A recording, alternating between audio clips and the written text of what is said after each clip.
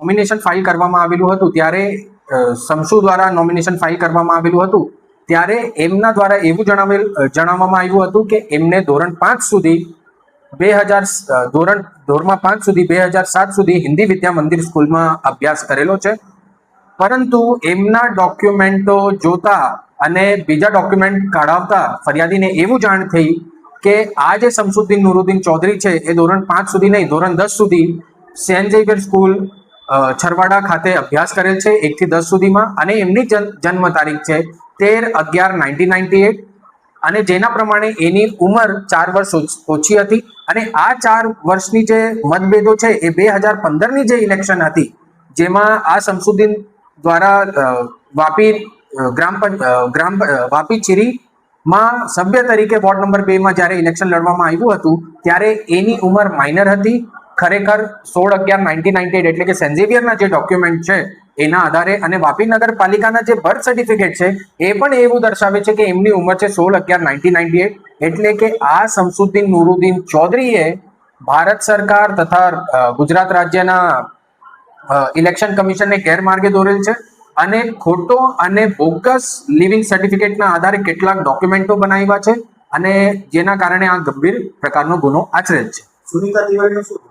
Sunita તિવારીનો role એમાં એવું છે એટલે કે વાપી મહાનગરપાલિકાના જે દંડક છે એટલે કે આરોપી સુનીતા ઉમેશચંદ્ર તિવારી, એમનો રોલ એવો છે કે એમના દ્વારા ખોટું અને બોગસ લિવિંગ સર્ટિફિકેટ ફરિયાદ દ્વારા એવું છે કે એમના દ્વારા ખોટું અને બોગસ લિવિંગ સર્ટિફિકેટ શમસુને બનાવી આપવામાં આવેલ છે, એમના સ્કૂલથી બનાવી આપવામાં આવેલ છે અને પ્રધાનાચાર્ય એલસીમાં પણ એમના દ્વારા સહી કરવામાં આવી છે. વોર્ડ નંબર 3 ની અંદર 2 ઉમેદવાર શમસુદ્દીન અને સુનીતા તિવારી આ બંને જણે ઉમેદવારી કરી હતી અને બંને જીતેલા હતા, પણ જે એમણે ફોર્મ ભરતી વખતે જે બી ડોક્યુમેન્ટ રજૂ કરેલા છે એ તમામે તમામ ડોક્યુમેન્ટ્સ બોગસ છે. જેમ કે birth certificate, living certificate, total જે ડોક્યુમેન્ટ્સ મૂકેલા છે એ બોગસ છે. તો એના લીધે અમે કોર્ટ થ્રુ એમના પર એફઆઈઆર ફડાવી છે અને બંને પર એફઆઈઆર ગઈકાલે ફાટી ગઈ છે. કેટલું ગંભીર કહી શકાય અને આગામી દિવસોમાં કોંગ્રેસ કઈ રીતે આની લે છે? ગંભીર તો તમે જ જાણો છો કે ગવર્મેન્ટના ડોક્યુમેન્ટ સાથે ચેડા કરવા એટલે એ મોટો ગુનો થઈ ગયો. એના આધારે જ ઇલેક્શન લડ્યા છે ને એના આધારે જ બીજા એમના ડોક્યુમેન્ટ્સ બન્યા હશે ને બનેલા છે. તો ચોખ્ખું ચાંદી જેવી વાત છે આ. તો એ તો ગંભીર ગુનો છે જ, તો જ આટલી ક્વિક એફઆઈઆર ફાટી. આમાં તો સીધું છે કે એ લોકોનો જે કોર્પોરેટરનું જે પદ છે એ છોડવા પડશે, સસ્પેન્ડ થશે.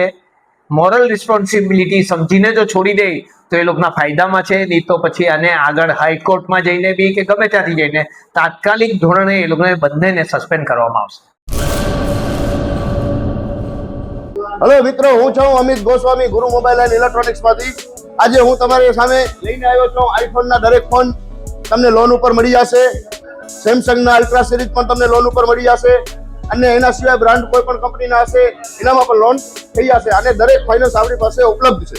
હું આનંદ ગોસ્વામી, ગુરુ મોબાઈલ એન્ડ ઇલેક્ટ્રોનિક્સ. અમારે ત્યાં તમને પ્રીમિયમ સિરીઝના હેન્ડસેટ, આઈફોનના, સેમસંગ, વનપ્લસ, વિવો, ઓપ્પો દરેક કંપનીના મોબાઈલ તમને લોન પર મળી રહેશે. સારું સિબિલ ધરાવતા લોકો માટે 0 ડાઉન પેમેન્ટ પણ છે. અને સાથે સાથે મિત્રો ઇલેક્ટ્રોનિક્સની આઇટમ પણ દરેક 0 ડાઉન પેમેન્ટમાં પણ થઈ જશે.